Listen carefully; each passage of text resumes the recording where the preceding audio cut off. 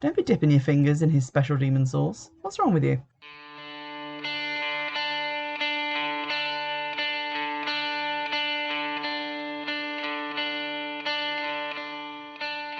Hello everybody, welcome back to Witchfix. Today is Halloween for me, I'm very excited. And of course, everyone knows the Craft Legacy comes out today. So I decided to watch Witches of Amityville. I don't know why. It came up in one of my searches recently. I guess it must have come out recently on DVD. Straight to DVD. It's another High Flyers movie. And we've had some good films from High Flyers before. The Cleansing I still rate as one of the better films that I've seen for the podcast. It had a small budget pretty clearly, but the acting was pretty good. The story was interesting, and it did what it had to do. It did it in a quite an engaging way. This film, on the other hand, oh boy, it's always a bad sign when I get bored. Even though the film is like terrible and there's a lot of notes and stuff to write down, if I get bored and just stop engaging with it entirely, that's kind of the kiss of death. And I was kind of looking forward to this because it has a good cover, it looks very spooky, the production values of the actual images on the back of the box, the pictures, they looked pretty good, pretty good effects and stuff, kind of gory. I was excited, and I was mistaken. So, to read you from the back of the box, it says, fans of The Witch and The Craft will love this dark offering. Those are two big names to invoke, but there we go. The actual plot summary is the evil Dominique Markham attempts to resurrect the demon Bottis to wreak havoc in the world. The young witches from the Amityville Academy must come together to fight, using everything they have learned and magic more powerful than anything seen before. This group of young witches will risk their lives to save the world from evil.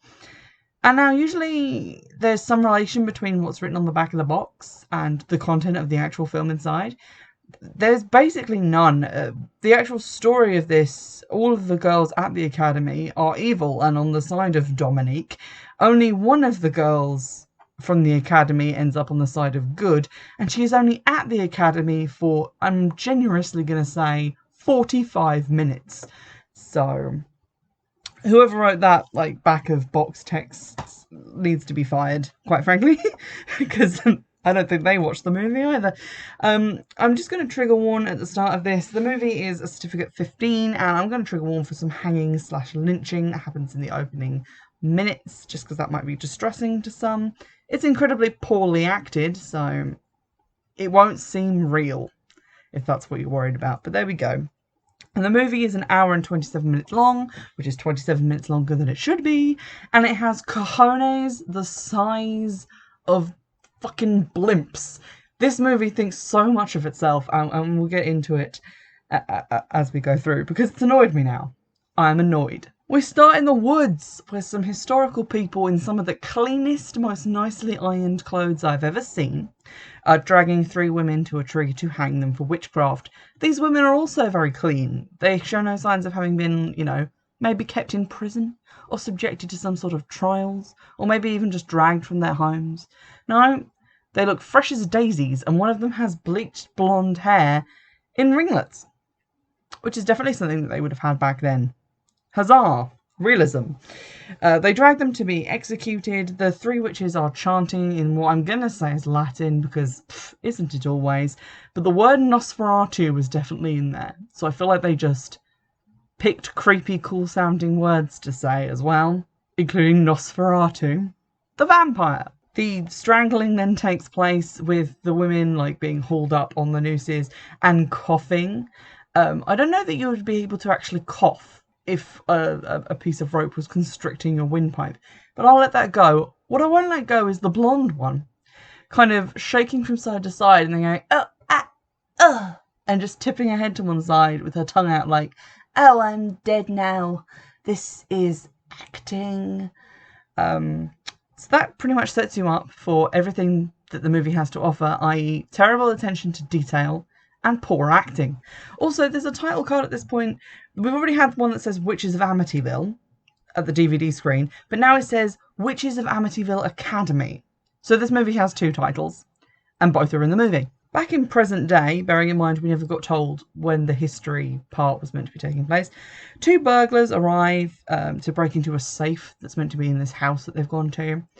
This is a pretty incidental scene. It just seems to be here to set up the fact that this film about witches contains witches, which is good to know. But they go into the house to look around because apparently, this place is rich. There's a safe there. There's loads and loads of money. The decorations of this house do not support this. They are like the poorest shit that you can buy from a thrift store that's just about to close down due to lack of interest. Some pretty really shit knickknacks and like a really old record player. It's like none of these things scream wealth to me. But they look around for some stuff. A woman then turns on a lamp, which frightens the burglar. It's the blonde woman from the opening. The 3 women we're about to be introduced to are the 3 women who were hanged on the tree, and I've just started referring to them as Blondie, Brunette and Redhead because we don't learn their names for 35 minutes. But she frightens the burglar, and then another woman, the dark-haired one, frightens the other burglar, and she's like, oh, I wouldn't want to have to hurt you, so you should probably just leave. And then when he doesn't, she just like holds her hand out at him, and he kind of like shakes and chokes a little bit. Like he wasn't told what she was meant to be trying to do to him. And then falls down the floor, and I assumed he was unconscious, but he gets straight back up again like a minute later. This opening scene really does establish all the problems with the magical powers being displayed in this movie, which is 1, the victims of the powers don't seem to have any idea of what is meant to be happening to them. They'll like choke or they'll like shake, but it just kind of looks like they're having a terrible seizure, like terribly acted seizure. They're not being like force choked or anything. They're not showing like their heart is trying to come out. There's no real evidence or gesture that they're doing that lets you know, what this magic is apparently doing to them. Also, the person gesturing and like the thing happening to the person, this goes on for way too long. And there are many loving shots of just people holding their arms up with their hands out while someone makes choking noises for like 3 minutes with complete silence. There is no like musical cue to show that like magic is occurring, no rise in the actual like atmospheric music, because very few scenes in this movie have background music that is detectable to the naked ear. So it's really unclear what they're trying to do. Also, as we go through, you'll see that no one actually kills anyone with magic in this movie. They get killed with the spooky knife of spookiness. So it kind of just looks like a bunch of women gesturing at each other, and they don't have magic powers at all. They're just delusional. But back to the burglars. They find the safe, which is a hotel safe, which has a human skull in it, which is never revisited, and I don't know why it's there. The witches then corner these 2 men, and although one of them says they should keep them as butlers, they decide to wipe their minds and set them on the path of righteousness, and then they wake up in their car and drive away. So this is establishing the good witches of the piece. As I said, it's kind of pointless. They then sit around the table downstairs in the living room drinking Chardonnay around like a bunch of candles and flowers. And here I question how old these women are meant to be, because the setup of the 3 of them living together, I guess they're sisters. We find that out later. But the 3 of them living together, the kind of outfits they're wearing, the way they talk, makes me think that they're meant to be like mid-20s. They are probably mid to late 40s. 2 of them are a lot older than one of the other ones. There's definitely been a lot of Botox going on. But my issue is just like, why are we having people who are of this age act so much younger than they obviously are? And why can't we just have them just living normally as like middle-aged women, which is what they are, and not like the kooky 20-somethings, like they're trying to be charmed. And they really are trying to be charmed, as we find out later. But that's all going on. I will also point out that they're drinking white wine. Evil witches drink red wine, because symbolism. We're now introduced to Jessica. I thought Jessica was the main character, but to be fair, she is conspicuous by her absence through most of the film. She's unfortunately probably the best actress out of the bunch, aside from the lady who plays Sally, who dies almost immediately. But we're introduced to Jessica. She is woken from a flashback by her taxi driver. She's being taken to the Amityville Academy to learn drama, I think we find out later. But she didn't apply there. She'd never really heard about it, doesn't seem to know anything about it, but she's been accepted, so yay! That's not sketchy at all. She then gets dropped off and has to walk through the forest to get to the academy. She meets a lady at the door who's wearing a black mini dress and a cape, which seems to be the uniform for this school. This is the bit where it feels like it's trying to be American Horror Story Coven, and it just is a terrible imitation of that for a while.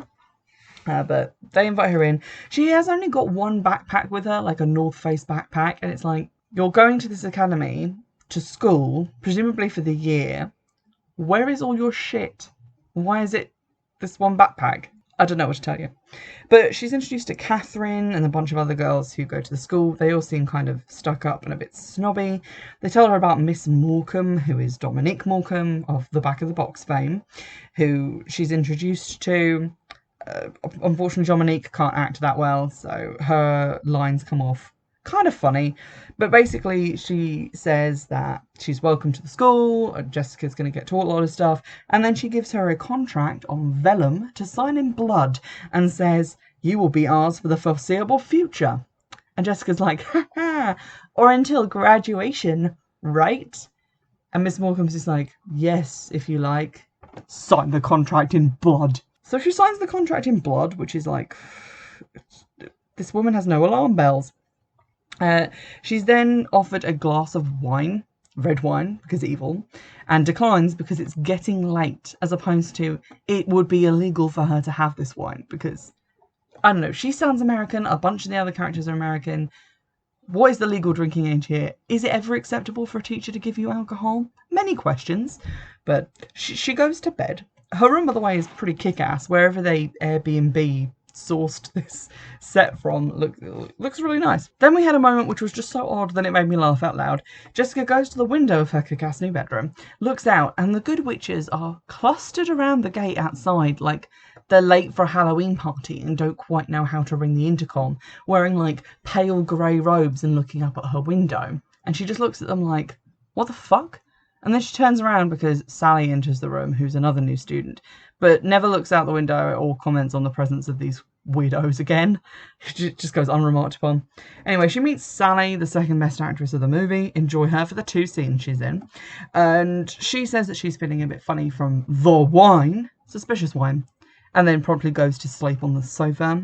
Jessica takes a shower and Catherine spies on her and sees that she has a weird tattoo on her lower back, which is apparently a special mark, which usually has 2 horns, but Jessica has 3, so that's cool. The mark kind of looks like a wiggle and then a Satan trident and then another wiggle. Jessica is then summarily abducted from her bed and dragged to a coven meeting around the dining table.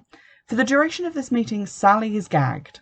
Jessica is not, and yet she only has like 1 line of dialogue when all of what I'm about to describe to you goes down. So they tie them both to chairs. Everyone's still wearing cloaks. Madame Markham, or whatever her name is, just gestures towards Sally with her hand for like an hour, because loving shots of people just holding their hands up at stuff. Sally jerks around in her chair, but nothing actually happens. And then Markham goes like, so we have a volunteer to go first, which makes no sense. She then comes around behind Sally and says some stuff about sacrifice, bring me the chalice. This chalice is a black bowl, not a chalice.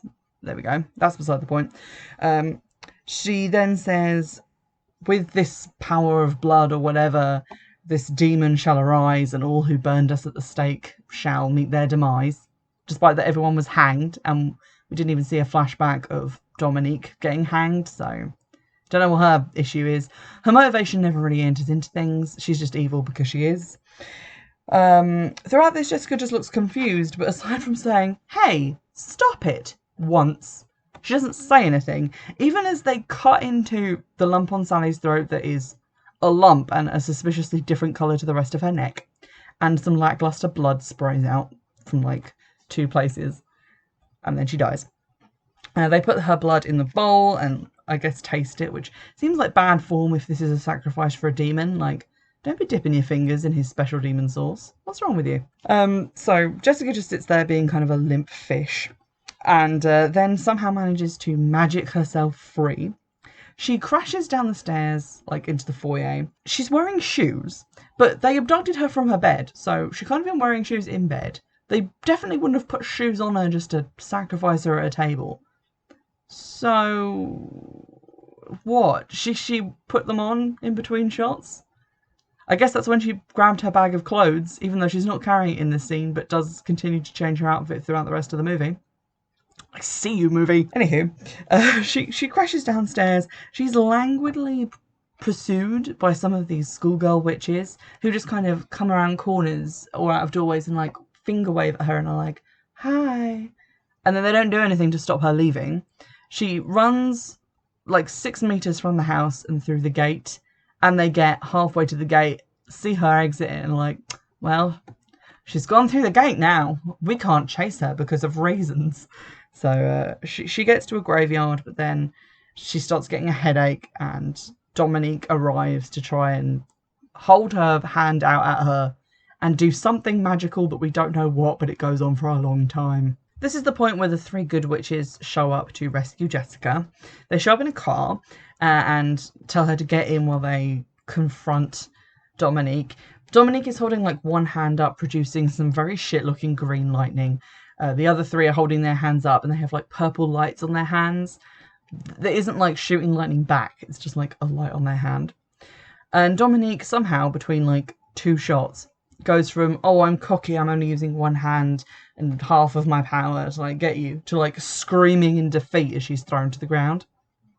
That's a very quick jump, but okay. They then chuck Jessica in the car and they drive off. They get back to the Good Witch house. They tell her that the house is protected by boundaries, which is vague. Jessica then goes to bed and has a nightmare about Sally having her throat slit. No one has called the police. I feel like as soon as Jessica met like people who weren't trying to kill her, she should have been like, oh my god, phone the cops.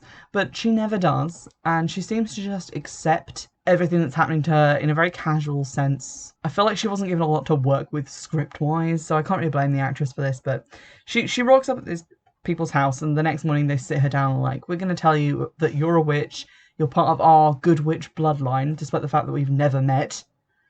But believe us, you are a witch. And this is also when their names are revealed.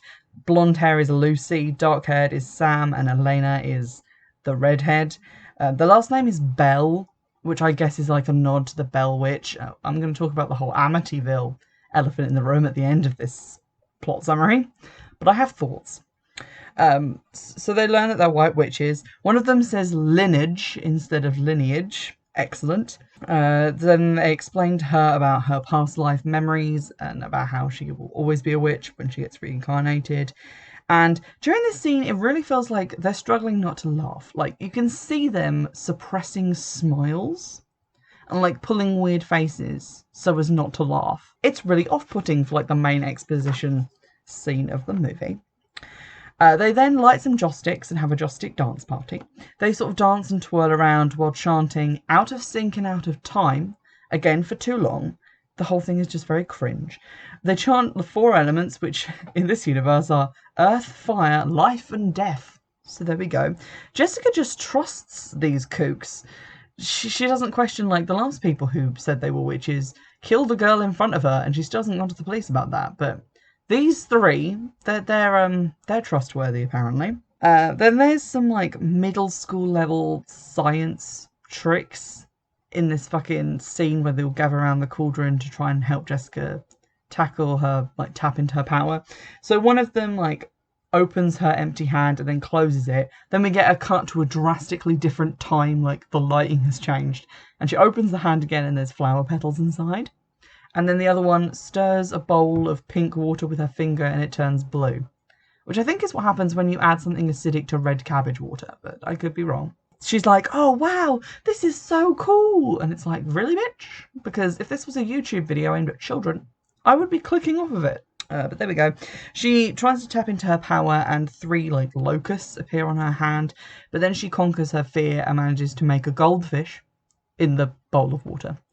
And I kind of like this, I think, in a better acted scene that wasn't so stupid. And if the concept of what they were doing had been better explained, this would have worked. Like, obviously, she's conquering her fear. She stopped making scary things and has started making, like, nice things. If you like fish, I guess.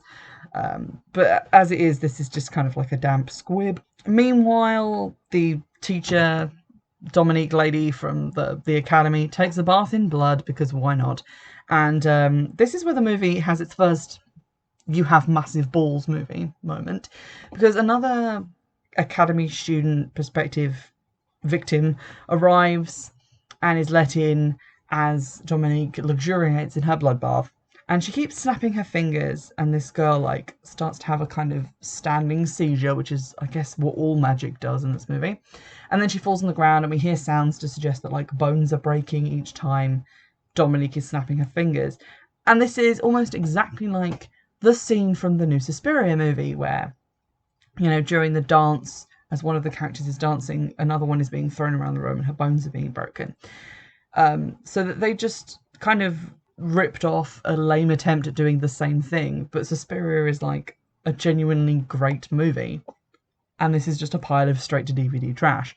So it now has pretensions, and I'm getting even angrier at it. Anywho, as I said, no one kills anyone with magic, so just at the nick of time, Dominique gets out of her bath and comes downstairs to just stab the girl, because I guess it takes too much energy to just snap her neck from upstairs. Then talks to Botis, the demon, asking for more power. The way they show him is kind of cool, because there's like a picture frame on a wall, and then there's like a man in a hole behind it, kind of like he's trapped in a mirror or something. It looks kind of cool. If this was a TV show, I'd be like, yeah, they're doing the best with what they have, but I feel like this is taking low budget to new levels. Basically, her intention is to release him, but she needs to give him Jessica so that she can actually control him. I don't know how this works, because Jessica's meant to be incredibly powerful, so surely giving her to the demon will just make him more powerful. But apparently this will enable Dominique to control him because of reasons. Meanwhile, Dominique then assembles the 5 girls who go to that academy. She assembles them and they stand threateningly several feet away from the house, but it's protected because of boundaries, so, you know, they can't get in. But they try, they like stand there and glare at the house. Again, no music or sound effects to show that magic's happening, it's just staring. The 3 witches come out and stare back while holding hands. Magic, y'all. But then they like pretend that their hands are being like pulled apart by magic, but it's literally just 2 people letting their hands like slide over them. Again, no music, no sound effects. There is no tension to what is going on, just because of the way the film is made. It's not even the acting at this point, it's also the way it's been put together. But there we go. Jessica comes out in the nick of time to stand with them, and this defeats Dominique, who skulls off with her merry band of yokels. The 3 good witches suddenly have a brainwave that the Elder can help us because she's read the demonic text. Why, of course. Why did you not mention this earlier? Apparently she's someone who like used to teach magic and taught them and also Dominique, but is now out of the game because of various reasons. Unexplained. They go to her house, and please remember this because I will be talking about it later. They just go in, like the door doesn't seem to be locked, they just walk in. They look around, there's a whole ass fire burning in the grate, but they have the nerve to like wipe some dust off of some picture frames like, maybe this house is abandoned now. Except transparently not. Jessica then drinks some suspicious potion from a pot on the stove because she's been called to do it by a weird whispery voice. And then they send her upstairs to talk to the Elder alone. But then the next scene is all 3 of them sitting in the lounge downstairs having a chat, so that seemed pretty pointless. One of the good witches, Elena, has stayed behind to watch the academy, and she gets chased through the woods because she gets seen watching the academy. And she gets caught by Dominique, who feeds her what looks like a bit of licorice, and then reads her mind to find out that they've gone to see the Elder. Meanwhile, the Elder shows them like the special magic book, which looks like the Charmed Book of Shadows, but like a 5th of the size and recreated in crayon. The drawings are literally like pictures that you would draw in middle school, just like, 2 big eyes and a kind of creepy, orphan-looking face. Jessica looks at this and goes, oh my god, she looks just like me. Like, they couldn't be bothered to even run an actual photo of her through some software to make it look like a sketch. But no, she is this crayon drawing. And she's told again that she's special because she has this special mark. I paused the movie and scrolled through Instagram for 10 minutes because I was bored. Then Elena arrives home and is rapidly diagnosed with magic slug in the mouth. So they give her a couple of drops of potion, and Jessica's like, stay with us, I need you. And it's like, bitch, you've known her for 2 days. Calm down.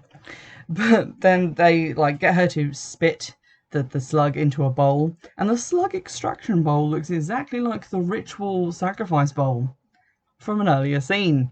So that's doing double duty in the old prop department. Dominique then arrives in a scene that was so funny. I called my brother in from a different room just so he could see it.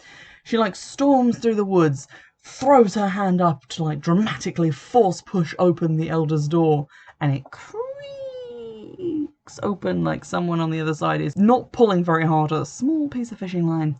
Like it could be being blown open by the wind. That's how bad that looks.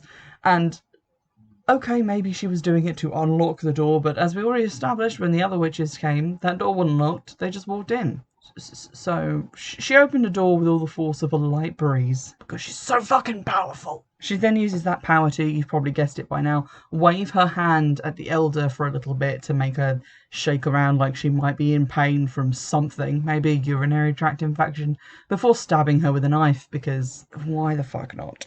In the very next scene, Dominique and her group of girls wearing capes and mini dresses arrive at the Three Good Witches house and get in, stepping over just a random snake in the foyer, which I don't know why it's there. Is it an evil affiliated snake or is it with the good guys? The snake's like orientation, good or evil wise, goes unrecorded by history, but there's a snake there.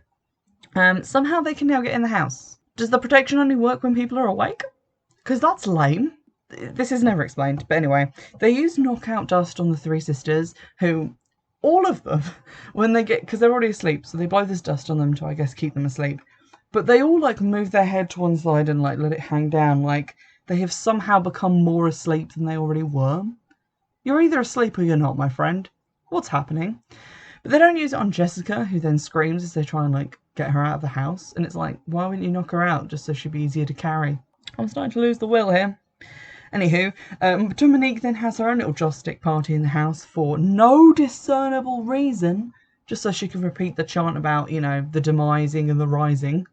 But then they leave, and the three witches wake up and are like, oh, where's Jessica? And then they realise where she's gone and they go to rescue her. Before this, they have this, like, moment where they all sit down around the table in, like, broad daylight in their pyjamas, and it's like, is there no sense of urgency here? This woman has been slitting throats and stabbing people. Who knows what she would actually accomplish if we actually used magic for anything. But they sit down and they have a little chat and they're like, we need to go and rescue Jessica. We'll do it with the power of 3. And then they join hands and chant the power of 3.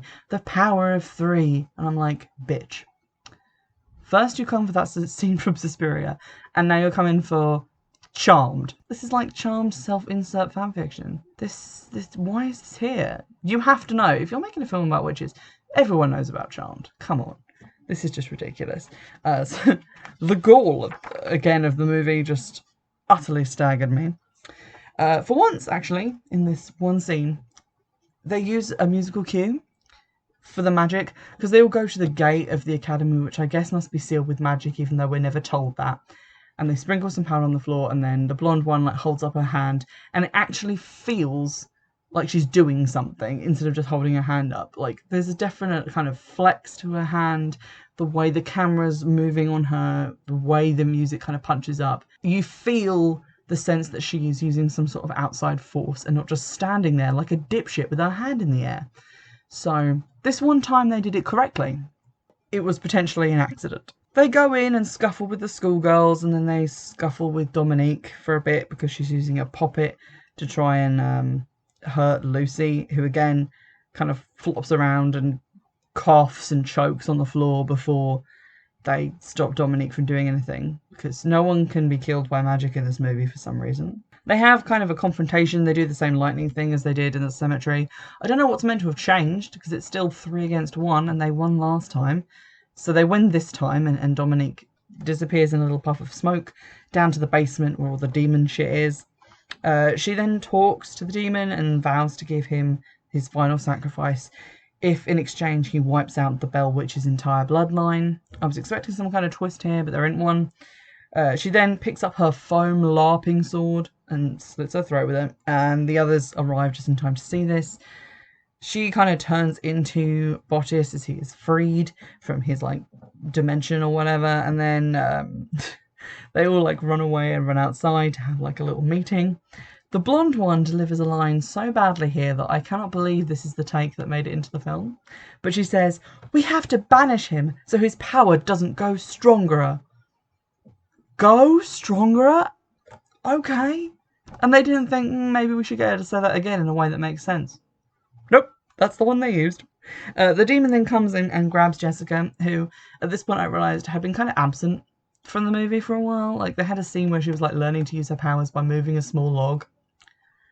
And that was kind of it. We don't really learn anything about her or about her, like, family, friends, interests, goals in life. She doesn't really have a character arc because she doesn't have a character. She's just there. But she's here now. The demon grabs her and then he starts to like glow red and scream, and she like holds up a hand and there's a flash and he dies. The effect of him dying is actually pretty good. I would say it's probably the best digital effect they actually use in the movie. So I'll give them that. Maybe they were saving it up for this end part. And then we have like the cut to like the morning after, the sort of establishing of the new order, the end of the story. Here we have, if it's possible, the third big bollock moment. This movie has 3 big balls, and it's not afraid to shake them in your face. This big ball moment is the setup for a sequel. So the 3 good witches are just sort of sitting around downstairs, and they're like, "Those girls from the academy, maybe we should take them under our wing and teach them witchcraft, but let's do it here, because that academy is cursed." And I'm like, did you forget how all of them just sort of stood around, partaking in human sacrifice? I think maybe the one who ate like the human blood right at the beginning is now dead or something, because there was like a scuffle that I missed because I only had like half an hour on the TV. But even so, they were all complicit in human sacrifice and in coming to your house to try and kill Jessica and to kidnap Jessica and feed her to a demon. Why would you now teach them more witchcraft? Are you insane? But okay. They're awoken by Jessica screaming upstairs, and they all like run to her room, and she sits up and she's like, "Oh my god, there's something coming. We have to go to Salem." And then the dark-haired one, who's kind of like the funky Lorelai Gilmore of the group, is like, "Oh my god, are you serious?" And then we get credits. Blessedly, there are credits. Finally, there are credits. The movie is over. So my issues with this movie.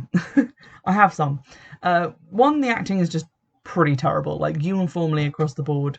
I don't know if it's because the script is really bad or they're not being directed very well, but the acting is just poor. Let's just call a spade here. Poor acting. The story is okay, because it's been okay in every other film and TV series that I've seen it in. Person discovers they have incredible power, even for member of group of supernatural beings they were not previously aware of. Person discovers that there are good factions and evil factions that want to use their power. This is not groundbreaking stuff. It's pretty safe territory. The story makes sense, pretty competently executed. It's missing any form of characterization. We don't know why Dominique is so set on releasing this demon so she can control him. I guess she just wants power, but if she learned with these other 3 from the Elder, what happened to her to make her this desperate to do deals with demons? We don't find anything about Jessica, who I guess is maybe our main character. I think the 3 good witches are meant to have distinct personalities, you know, kind of like Charlie's Angels, but only the kind of Lorelai Gilmore one has like a distinct personality of being just kind of the funky one, and the other 2 don't seem to have a personality, or maybe they're sharing one. I don't know. So that's pretty poorly defined. Again, the characterization pretty poor. The effects I'm not mad about, because obviously it's kind of low budget anyway. I think, to be honest, they could have cut out the effects entirely if they'd managed to competently use music or sound cues to show when magic is happening and to act like when magic is happening, because in a lot of episodes of Charmed, which obviously this is aware of, the actual effect of them using magic, there is no actual effect layered over it. It is just them looking at something or gesturing at something, and then it moves, and there's just a musical thing, or, you know, they'll look at someone and chant, and then that person will scream and die. So it can be done. I wish that there hadn't been quite so many very long, lingering shots of just people holding their hands up at people while the other person transparently didn't know what to do. It kind of smacked of like playground role play, where everyone's just kind of scrambling to try and work out what the rules are. Also, there's kind of a weird little plot hole, because the good witches have been watching the academy and they say that they haven't really been using their magic because they're afraid of discovery and persecution like before. Okay, fine, I'll buy that. But they've been watching the academy and intercede when Jessica is going to get killed, but not when preceding sacrifices have been killed. They just let that happen, so they're not that good. That goes unaddressed. They never call the police about Sally. No one's family ever turns up. Like, do these girls not have parents? No budget for them. Okay, so obviously this was not the best. I was kind of looking forward to something, I guess, kind of like a cross between The Craft and The Coven, or maybe The Craft and Five Girls, something of that ilk. You know, reasonably competent acting, good effects, you know, just kind of like a low budget type thing. But I honestly feel like more effort went into the actual cover design, and I think they've like put filters and stuff over the actual images on the back to make it look scarier and more horror-y than it actually was. Like, more effort's gone into that than into actually making a good movie. I kind of am now viewing High Flyers in the same categories like Blumhouse, where it's just like a massive crapshoot as to what kind of quality you're going to get. But this one was pretty bad, and beyond a certain point, it was kind of a chore to watch. So I wouldn't really recommend it unless, you know, you're real glutton for punishment. Bare minimum, it did have witches in it, which, as we all know, is not a guarantee.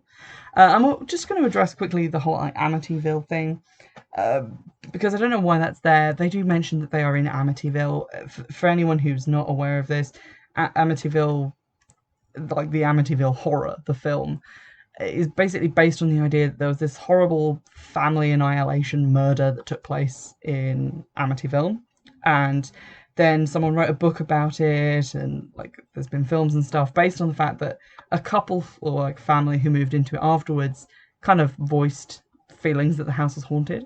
That's my very brief understanding of the whole Amityville thing.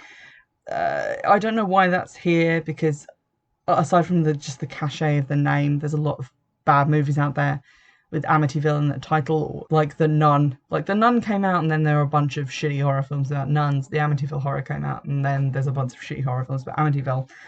I feel like this film is just trying to cash in on the whole, like, there's witches, like kind of The Craft, Chilling Adventures of Sabrina, a lot of stuff that's popular right now, but also Amityville. So it's kind of a designed by committee title, but it has nothing to do with the whole haunting aspect.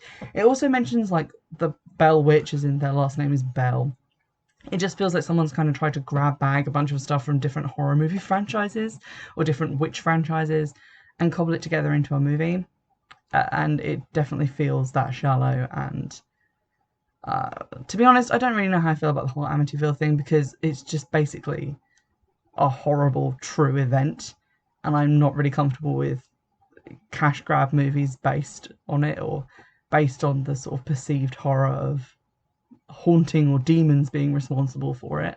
So that's pretty trashy in and of itself, and it did not help my enjoyment of the movie. So with that being said, if anyone has a recommendation for a movie that I might actually enjoy, please drop it in the comments or on YouTube, or tweet me. You can find all the information in the description box, because I'm desperately trying to find a good witchy movie to watch, and it's just not happening recently. So I could use some help.